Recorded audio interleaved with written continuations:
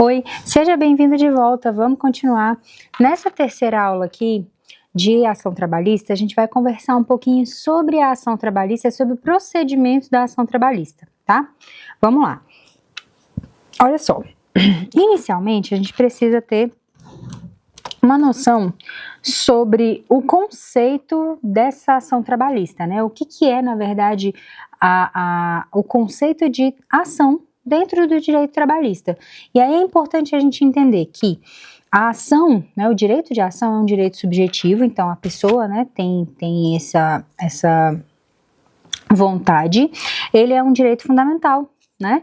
É um direito público, é um direito constitucional, e aí tudo isso que eu falei até agora tá na Constituição mesmo, o direito de ação, né?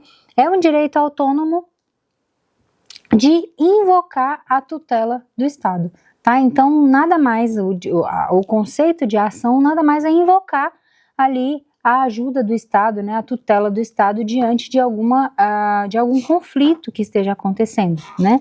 No caso da ação trabalhista, a ação trabalhista é chamada de reclamação trabalhista, justamente porque, bom, estamos tendo um problema, o empregador e eu como empregada, e precisamos resolver esse problema, né? E aí entende-se, né, essa ação como uma reclamação trabalhista. A ação coletiva, por sua vez, em que pese no direito, na ação trabalhista, na reclamação trabalhista, o direito material seja da pessoa, na ação coletiva, o direito material ele não pertence a um indivíduo.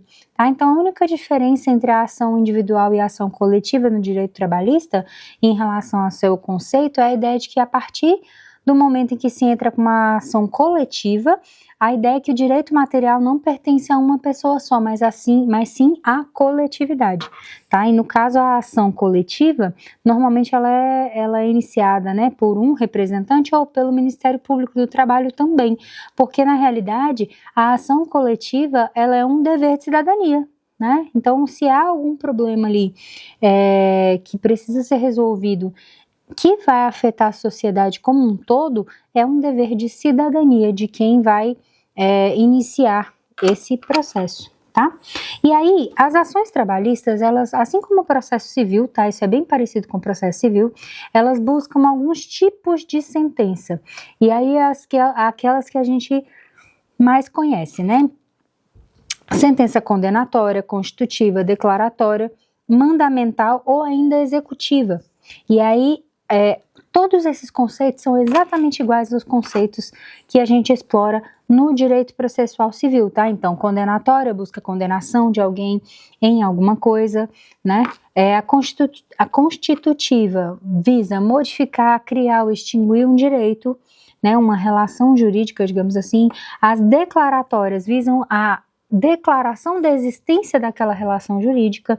As mandamentais, elas ordenam uma obrigação específica, então o juiz manda fazer alguma coisa, e as executivas são aquelas que alteram a situação fática, que fazem com que, a partir do momento, né, que você executa aquela ação do juiz ali, se altere a realidade fática. Então, se você não tinha dinheiro, agora você passa a ter. Essa é a ideia, tá? Bom, dentro das ações ainda no meio trabalhista, a gente também pode ter algumas ações que buscam outras ideias. Por exemplo, ações inibitórias. As ações inibitórias, elas poderiam ser entendidas também como ações mandamentais, mas a ideia é que, na realidade, se impeça o cometimento de um ato ilícito, tá? Então, na verdade, assim, seria uma espécie de mandamental, mas especificamente para prevenir algum ato ilícito de ser cometido, tá? Tem outras ações também que são as cautelares e as coletivas, né? As cautelares são aquelas ações que buscam acautelar mesmo, proteger aquele direito material que está sendo discutido durante o processo, mas evitar que ele pereça durante o tempo de passagem do processo, né? Então você acautela certos direitos ali para que eles não pereçam durante o tempo. E as ações coletivas, como eu falei, né, são as ideias de ações que mexem com a coletividade em si, cujo direito material pertence à coletividade, tá? Bom, como condições da ação, e aí a gente vai entrar em assuntos processuais que são totalmente parecidos, né? São totalmente ali alinhados com o direito processual civil, tá? Mas como condições da ação, a gente tem as mesmas condições da ação do processo civil, que é a possibilidade jurídica do pedido, a legitimidade das partes e o interesse processual, tá? Essas três condições estão presentes também no direito trabalhista e vão fazer parte ali das condições para você entrar com uma ação trabalhista. Tá, então legitimidade, quem entra com pedido tem de ser legítimo para entrar com pedido, para propor essa ação.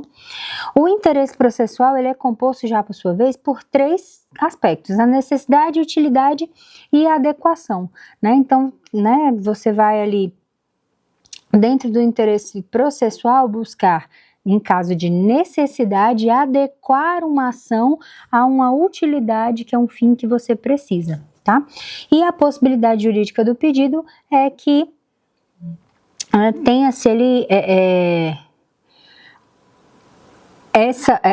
o pedido seja possível de se resolver juridicamente. Entretanto, essa possibilidade jurídica do pedido, ela como elemento da ação, né, ela foi removida pelo CPC de 2015. O CPC de 2015 passou a entender que essa não é mais uma condição da ação, até porque quem entra com a ação nem sempre sabe se essa ação é possível juridicamente. Quem vai saber, na verdade, é o julgador, né? Nenhum é quem entra. Não tem como essa pessoa fazer esse juízo prévio. Então, o CPC fez essa alteração e essa alteração, querendo ou não, impacta também no direito do trabalho, tá? E aí, como é que funciona a ordem do processo trabalhista, tá? O procedimento comum, né, da justiça trabalhista, ela é bem parecida, digamos assim, em fases com o processo civil, mas ele tem as suas alterações, como a gente vai ver agora, né? Eles são regulados, né? O procedimento comum trabalhista, ele é regulado pelo 837 até o 852 da CLT, tá? Vão estar ali naqueles artigos, dá uma lida nesses artigos aí para te auxiliar, mas a ideia é que até mais ou menos 1970, ele era o único rito possível para você entrar com uma ação trabalhista, digamos assim, uma reclamação trabalhista. Hoje já se tem a divisão, né, desse rito em outros ritos mais rápidos. Esse é o procedimento comum, né? E dentro do procedimento comum você vai ter o rito sumário, você vai ter o rito sumaríssimo, né, que são os ritos ali que fazem com que o processo tenha mais celeridade para a resolução. E uma das coisas principais que todo advogado trabalhista enfrenta, né, é o quão direta a justiça trabalhista é. No seguinte sentido, o empregado, ele tem, né, ele entra com uma ação trabalhista e a empresa, ao receber a intimação e a citação, ela já tem um prazo específico para apresentar a contestação e a audiência, ela já é marcada quando da distribuição do processo. Então, assim que a parte entra com a reclamação trabalhista, a audiência inicial, né, que seria uma audiência de conciliação, tentativa de conciliação, ela já é marcada inicialmente. Então, assim que você distribui o processo, já sabe quando vai ser essa audiência. O réu, né, a empresa, tem até o dia da audiência para apresentar a contestação. Então, você já vai para a audiência com a contestação juntada no sistema e você não pode atrasar 2 minutos. Não é possível, não é permitido os atrasos, não são permitidos atrasos nas audiências de conciliação, porque uma vez que o réu não comparece à audiência de conciliação, à primeira audiência do processo trabalhista, acabou, perdeu. Né? Então, assim, é bem complicado. O processo trabalhista, ele é bem direto, ele é para ser mais rápido mesmo, para dar uma resposta rápida ao empregado, né? Mas, querendo ou não, você tem que sempre prestar muita atenção nesses detalhes. Caso não haja conciliação, o processo ele vai se desencaminhar, né, nas outras fases. A próxima fase, logo em seguida dessa audiência, né, dessa tentativa de conciliação, é a marcação da audiência de instrução e julgamento. E essa marcação dessa audiência, ela vai ser feita para ouvir as testemunhas que forem necessárias, ouvir o depoimento pessoal das partes, né, todo esse procedimento também, assim como é feito no processo civil, assim como a gente aprende no processo civil também, a gente vai falar dele daqui a pouco, tá? Mas a ideia é que depois dessa audiência de instrução, é feita ali, perdão, é feito, né, são especificadas as provas que precisam ser produzidas ainda, então se necessitar de algum laudo pericial, se necessitar de alguma prova superveniente, é incluída no processo, e em seguida esse processo vai direto para julgamento.